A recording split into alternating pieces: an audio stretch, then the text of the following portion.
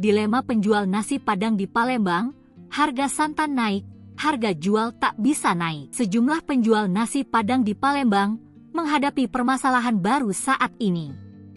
Mereka menghadapi naiknya santan kelapa di saat harga nasi Padang yang tak bisa lagi naik. Hal itu untuk menjaga pelanggan, sementara santan kelapa menjadi bahan pokok bisnis tersebut. Lonjakan harga santan kelapa, meski mulai menunjukkan tren penurunan, masih terasa mencekik bagi para pengelola rumah makan yang mengandalkan bahan baku kaya rasa ini. Mereka terombang-ambing di antara mempertahankan cita rasa otentik dan menjaga kantong pelanggan tetap bersahabat. Di sebuah rumah makan sederhana namun ramai di Jalan Puncak Sekuning, Ridho Ilahi, namanya, Joni Wijaya tampak gelisah.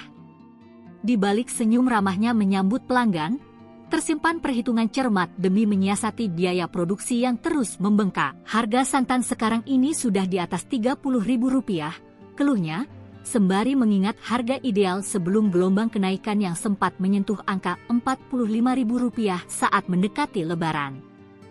Padahal sebelum Lebaran masih Rp22.000 dan sebelum Ramadan hanya Rp18.000, lanjut Uda Joni, sapaan akrabnya. Bagi rumah makan yang memiliki cabang dengan konsep harga serba Rp10.000, situasi ini menjadi mimpi buruk.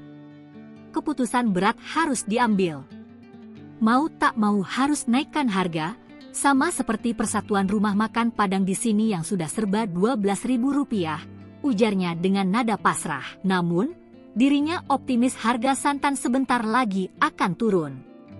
Setiap harinya, Dapur Ridho Ilahi membutuhkan lebih dari 10 kg santan untuk meracik beragam menu andalan yang menggugah selera. Mulai dari gurihnya telur dadar, harumnya ayam panggang dan gulai, hingga cita rasa mendalam rendang, gulai nangka, gulai kacang panjang, ikan bakar, dan sambal ikan semuanya tak lepas dari sentuhan magis santan. Sementara kebutuhan beras mencapai 1 pikul atau 100 kg per hari, menambah panjang daftar pengeluaran. Di tengah tekanan ekonomi ini, Uda Joni tak kehilangan akal. Langkah strategis terpaksa diambil demi menjaga keberlangsungan usaha dan loyalitas pelanggan. Pihaknya mengurangi takaran santan sembari menjaga tekstur kekentalan santan di setiap masakan. Tak hanya itu, takaran nasi pun ikut disesuaikan. Keresahan serupa juga dirasakan oleh Rezi, 28, pengelola RM Rang Tanjung yang tak jauh dari Ridho Ilahi. Wajahnya tampak sedikit murung saat ditanya soal harga santan. Harapan kami tentu saja semoga bisa turun lagi.